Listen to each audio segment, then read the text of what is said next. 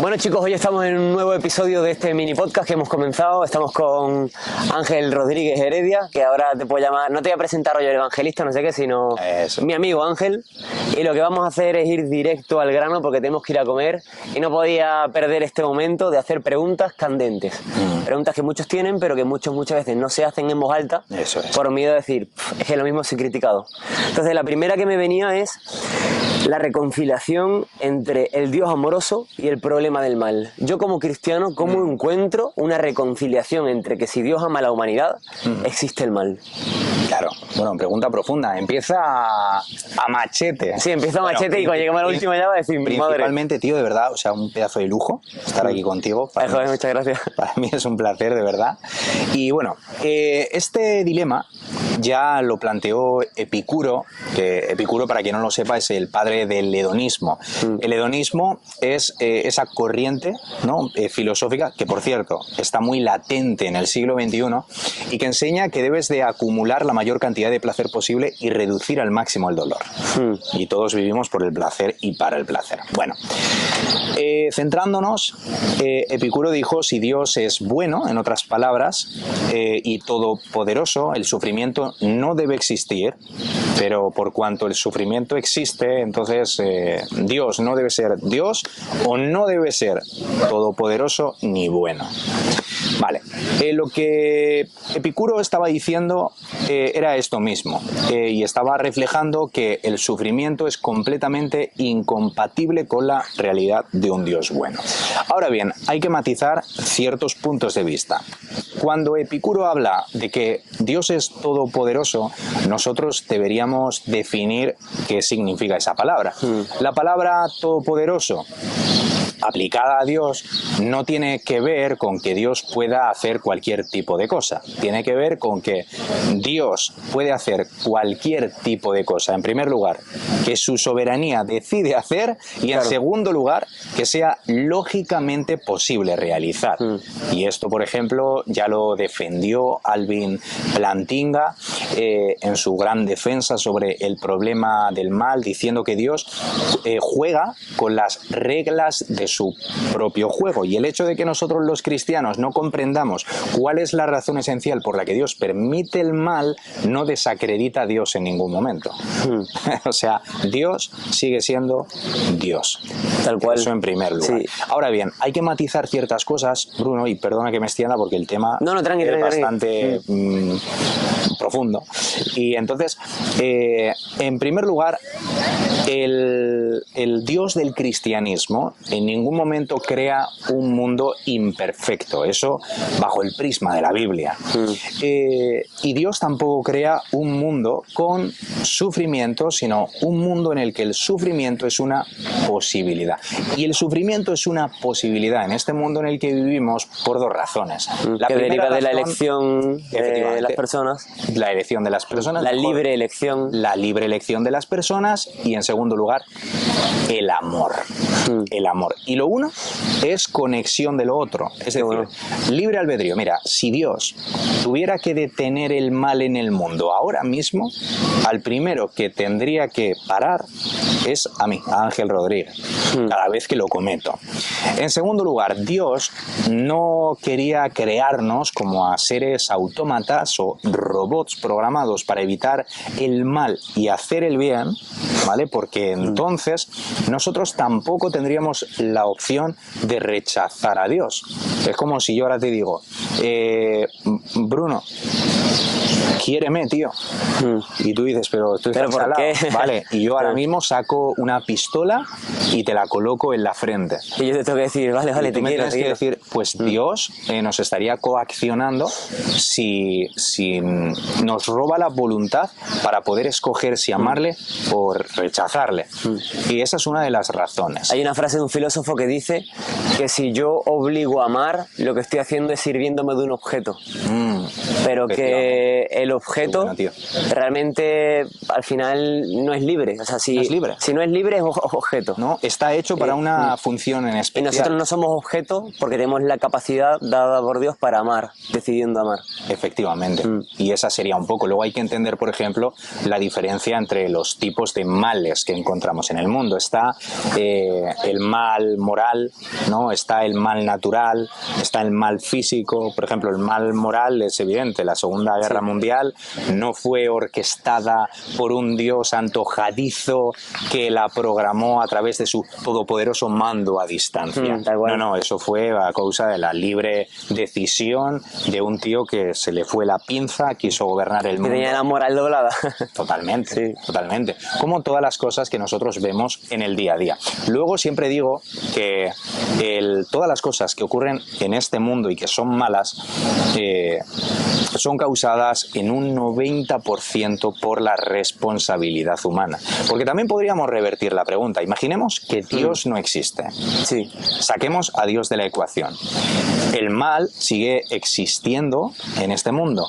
Entonces, ¿por quién es causado ese mal si Dios no existe? Evidentemente, ese mal es causado por la responsabilidad humana. Todas las flechas apuntan hacia una sola dirección. Y luego queda un porcentaje restante que no podemos negar, que es la aparición de males a personas inocentes que no lo merecían, desde ese hombre que va en una patera hasta ese niño que nace con una malformación. ¿Qué decimos a eso? ¿Ese niño hizo algo para merecer tal cosa? En absoluto, pero nosotros, o mejor dicho, la Biblia nos habla acerca de la realidad del universo. El pecado, o sea, cuando entró en escena, todo. Claro, y como si se tratara de una especie de meteorito, afectó a 3 niveles de la creación.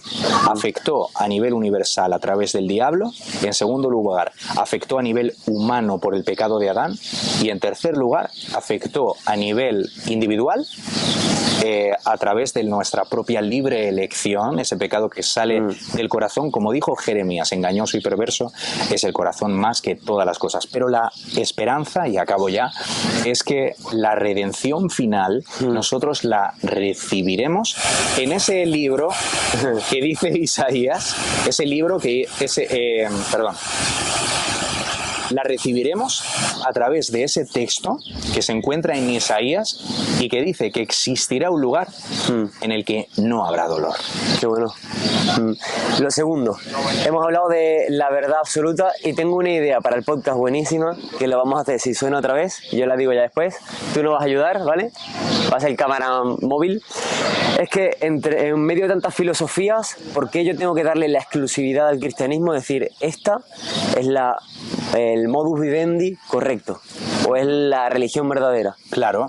Mira, si el cristianismo no tuviera afirmaciones tan absolutas y revolucionarias como son las afirmaciones que Jesús hizo acerca de sí mismo, el cristianismo sería una religión cualquiera. Sin embargo, o sea, Jesús hizo afirmaciones locas y escandalosas cuando él dijo ser la única verdad del mundo. Y esto hay maneras de interpretarlo. Hay muchísima gente, ¿no? A causa del pluralismo religioso. Hay tantas religiones que ¿por qué debo considerar que Jesucristo es la única verdad? Vamos a ver. Jesucristo es la única verdad porque Él fue el único que afirmó serla. Y Jesús dijo, yo soy la verdad. Y la verdad, o sea, es excluyente. ¿Sabes por qué razón? Porque excluye a todo aquello que es mentira. Claro.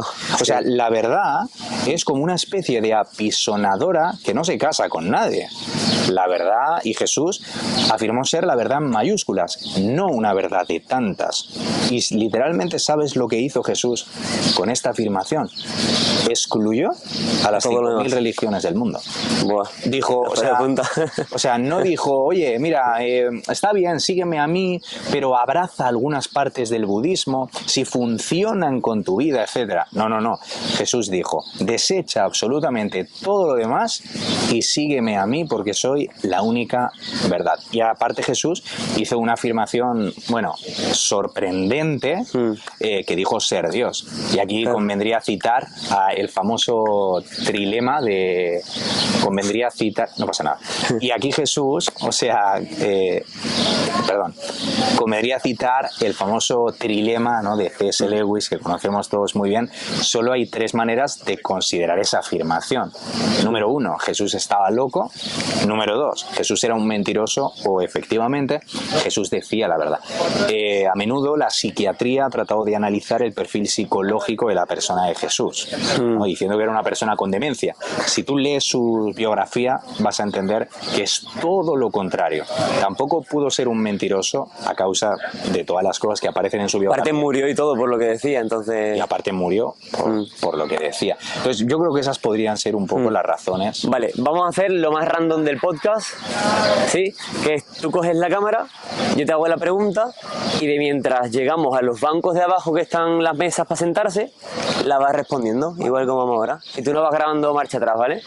Y nada, bueno, por cuestión de el podcast más loco que he hecho, el próximo será en avión. Sería buenísimo, ¿eh? Así que nada, pruebas de la resurrección. Uy, pruebas de la resurrección. Sí, con que digas 1 o 2 así, modo... Sí. Mira. O sea, va bien. Del año 1975 al 2003... Ay, ese dato me encantó, ¿eh? Se escribieron aproximadamente unas 1.400 obras acerca de la resurrección. En primer lugar, todos aquellos que elaboraron estas obras, no todos ellos eran religiosos. O sea, eran personas que eran ateas, escépticas y que no tenían ninguna especie de condicionamiento religioso. Y todos llegaron a conclusiones similares. Número 1, Jesús murió crucificado. O sea, la crucifixión de Jesús es algo infalible. O sea, no hay nadie que lo pueda contradecir. En segundo lugar, la tumba se encontró vacía. Esto es un dato histórico.